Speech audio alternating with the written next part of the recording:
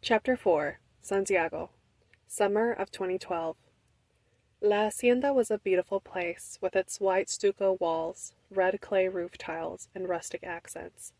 But Santiago could not shake the feeling of being trapped and suffocated as the days passed slowly in his new home.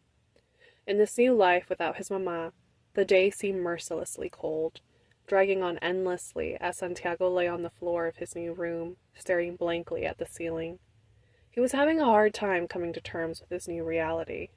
It seemed incredible to him that not so long ago he was living in a small house by the lake where his friends would come over in the evening and they would skip rocks. His papa and mamá would watch him from their rocking chairs, holding hands, and when Santiago would turn to look at them, he would see them smiling.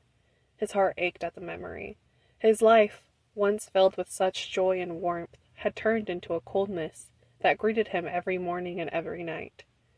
There were days when Santiago woke to the disorienting realization that he was not in his old bedroom.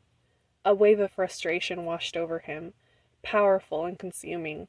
This was not the life he had envisioned, nor the one he had ever wanted. He lay in bed for hours, staring at the unfamiliar ceiling, refusing to leave the cocoon of his covers. The walls of his new home felt like a cage, and he wanted nothing more than to escape them. People came and went, bringing trays of food, but Santiago ignored them. The thought of eating turned his stomach.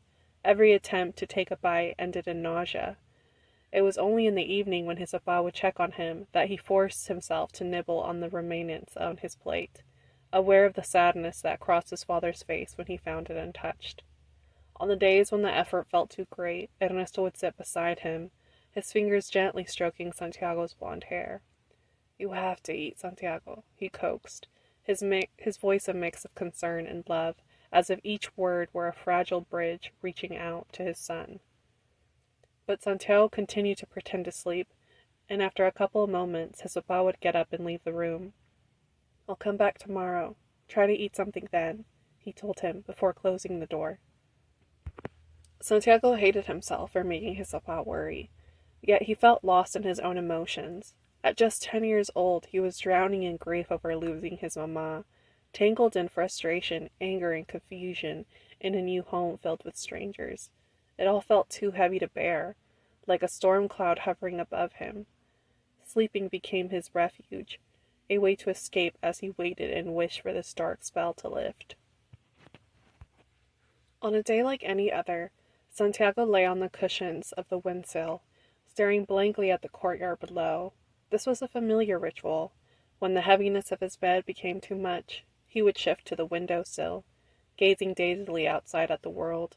La Hacienda sprawled across a vast expanse of land, its garden alive with rose bushes, towering trees, and a riot of colorful flowers.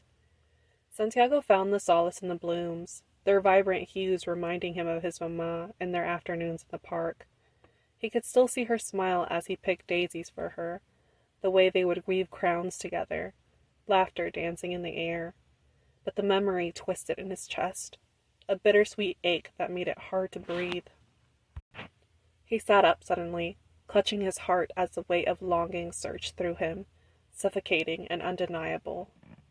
Since his mamá passed away, Santiago had often felt a creeping panic. He tried to breathe slowly, in and out, just as his papa had taught him when he was little and overwhelmed.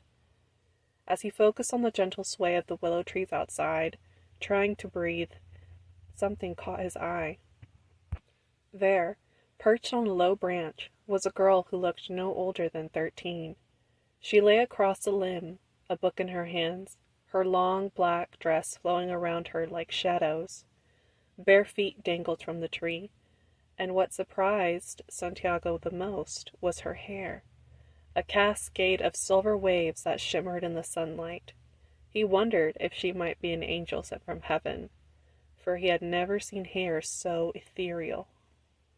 Squinting out of the window, he leaned forward, eager to glimpse her face. Just as he was about to open the window, she looked up from her book. Santiago gasped, ducking down in surprise.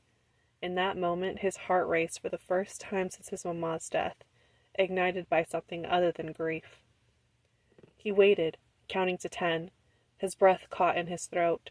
Slowly, he raised his head, heart pounding in anticipation, but the branch was empty. A wave of curiosity washed over him. Who had she been? An angel? A ghost? For the first time since arriving at La Hacienda, he felt a spark of purpose, a mystery to unravel, the enigma of a girl with the silver hair.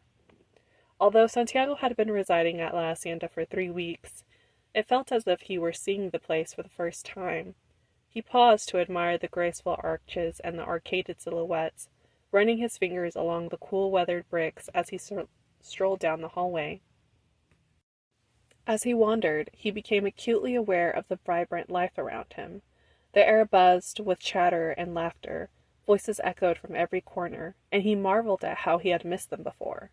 When he walked past a group of people and made eye contact, he offered a polite "Hola," surprised to see their expressions shift from surprise to something akin to disbelief. One maid, visibly startled, dropped a set of candles, the clatter echoing in the sudden hush. As he continued on, whispers trailed behind him. "That's him, el hijo del señor Toro y la señora Isabela. Que Dios lo cuida y mantenga." Poor boy. The constant murmur sent a shiver down Santiago's spine, making him feel as if he were walking naked and exposed. It seemed as though everyone knew who he was, and worse, they knew about his family's struggles, details that felt achingly personal. He wished they would stop talking about his parents. Each whisper felt like a pointed jab, digging deeper into his already raw emotions. With every step he took, the whispers grew louder, and the weight of their scrutiny pressed down on him. The thought of returning to the safety of his room, where silence cocooned him, became more tempting by the second. But as he was just about to turn back, he accidentally stepped on someone's shadow, and a booming voice called his name. "Santiago!" Santiago looked up to meet his papa's golden brown eyes, which sparkled with warmth despite the wariness that showed on his face. Though he greeted Santiago with a bright smile, Santiago noticed the new lines etched on his almond skin, and the dark bags under his eyes. The black stubble on his chin added to the sense of fatigue that hung around him like a cloak. A wave of guilt washed over Santiago, tightening in his chest. He realized that while he had been lost in his own sadness, his papa was likely carrying the same weight of the hurt and sorrow. In that moment, he felt a deep longing to bridge the distance between them, to share not just the pain, but also the love that lingered beneath the surface. "Let me look at you," his papa said warmly. Ernesto crouched down to meet Santiago's gaze, concern etched in his features. His heart ached at the sight of his son, who looked a little worse for wear and far too thin for his liking, but at least he had come downstairs, and that small victory filled Ernesto with a sense of relief. It had worried him deeply to see Santiago holed up in his room since their return to La Hacienda.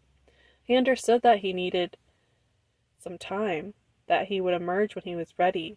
Yet the sight of him now, standing in the bustling world of La Hacienda, made the weight of Ernesto's chest lift ever so slightly. He reached out, gently resting a hand on Santiago's shoulder, a silent promise that he was there for him. "Did you have breakfast yet?" Ernesto asked, ruffling his son's soft blonde hair. Santiago, with his sandy skin and bright, sunshine-blind locks, was a spitting image of his late wife Isabella. In that moment, the memory of her warmth washed over Ernesto, a bittersweet reminder of love lost and the joy found in his son. Santiago shook his head, and his papa gestured for him to take a seat next to him at the kitchen bar table. Before he knew it, a plate piled high with enfrijoladas con huevos, queso fresco, crema, aguacate y chorizo appeared before him. The rich aroma wafted through the air, and Santiago realized just how hungry he was. He dug in, savoring the delicious blend of flavors that danced on his tongue, the warmth of the food comforting him in a way he hadn't expected. As he ate, however, his mind drifted back to the mystery of the girl with the silver hair he had seen through the windowsill. Her image lingered in his thoughts. "Papa?" he started. Ernesto, who had not stopped smiling at his son while he ate, answered, "Sí? Have you seen a girl around with silver hair?" Ernesto's serene eyes suddenly went wide with surprise. He knew that eventually his son would run across her, but he didn't think so soon. "So you saw her, huh?" he asked, trying to keep his voice casual. Santiago did not know he would feel this relief to hear confirmation that the girl he was not The girl he saw was not a ghost or an angel, but a real girl around his age, maybe someone he could become friends with. He nodded enthusiastically, then asked with a mouthful stuffed with frijoladas, "Who is she?" Ernesto sighed at his son's evident excitement. "Her name is Anya. She works for your abuelo." He hoped that this answer would suffice. Santiago was puzzled by this response. Anya didn't appear much older than him, probably around 13. She was still just a kid.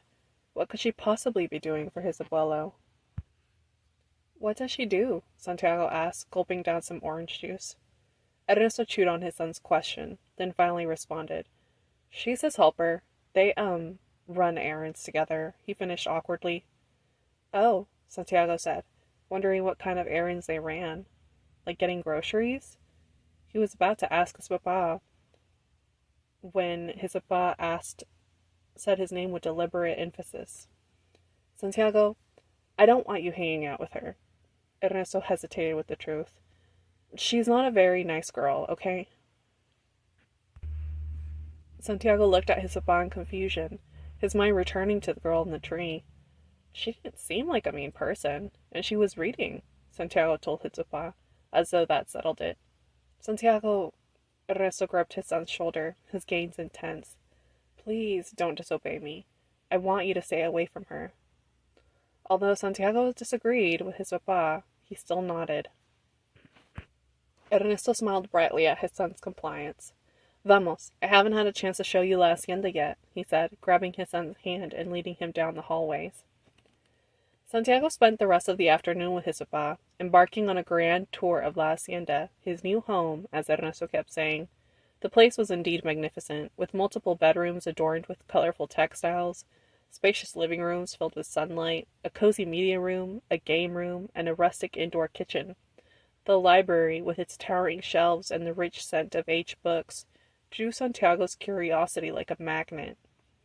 As they walked, Ernesto introduced Santiago to everyone they encountered.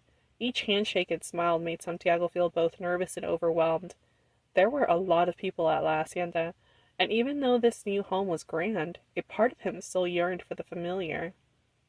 "Mi hijo, Santiago del Toro," his papa would say proudly, putting a hand on Santiago's small, thin shoulder.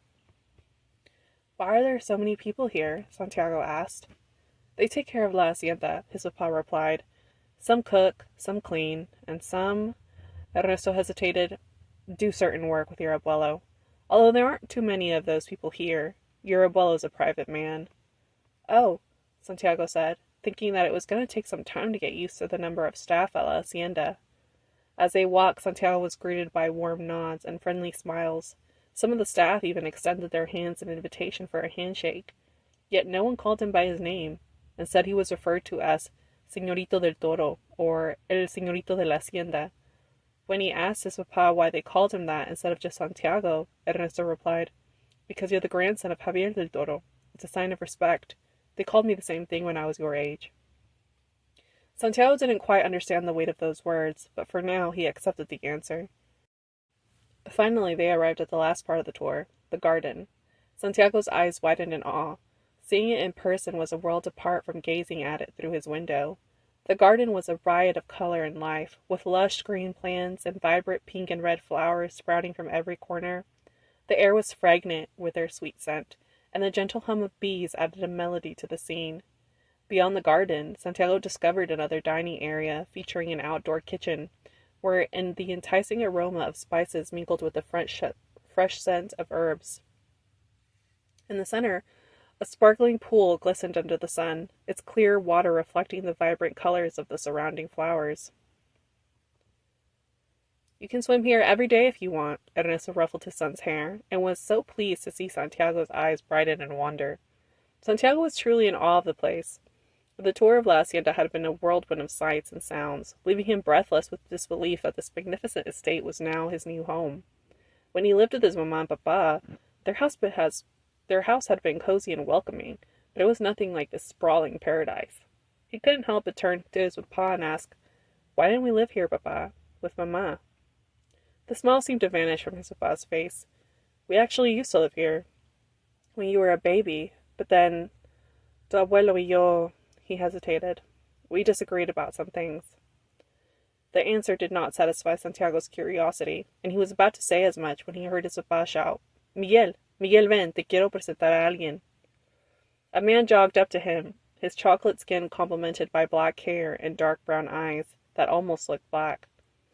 He smiled warmly at Ernesto and the boy next to him. So, this is him? He exclaimed, looking down at Santiago. You look just like your mamá, güerito, pero dos ojos. You're a del Toro through and through. Miguel ruffled Santiago's blonde hair. El nuevo señorito del Toro, which means soon you'll be its señor. Miguel playfully elbowed Ernesto in the arm. We'll see, Ernesto said, and Santiago thought his papá looked uneasy. Miguel then bent down so that Santiago's golden brown eyes were meeting his dark brown ones. You know, he began, your father and I were best friends all through high school and college. En serio? Santiago exclaimed, his eyes lighting up with excitement. The thought of meeting someone who had known his papá as a boy filled him with a thrill. He had always longed to hear stories about his father's childhood. See, I knew your mamá too. I can tell you about your dad's high school days, Miguel smiled mischievously. Only good stories, I hope, Ernesto said uncomfortably. Okay, Santiago cheered. Miguel's ruffled Santiago's hair again, but his demeanor changed as he whispered into Ernesto's ear. Por cierto, cuando tengas tiempo. Ernesto nodded to Miguel as though he knew what he needed, then turned to his son, his facial expression softening as he gazed at him. I have to go with Miguel for a little while, but you have fun. If you get hungry, you ask Consuelo for anything you want, and she'll cook it up for you. Do you remember Consuelo? Santiago nodded, recalling the head maid from the kitchen. Muy bien, and if you need anything and I'm not available, you ask Antonio. You remember him too, right? Santiago nodded again, remembering the head butler. Recuerda, esta es tu casa, Ernesto said, cupping Santiago's face with his hand and looking at him with a fierce gaze that almost scared him. Sí, papá, he nodded in response. All right, Ernesto said, then turned to Miguel, the both of them whispering fervently as they walked off, leaving Santiago in the middle of the room. Santiago looked around, wondering what to do next. When his stomach growled, he knew it was time for a snack.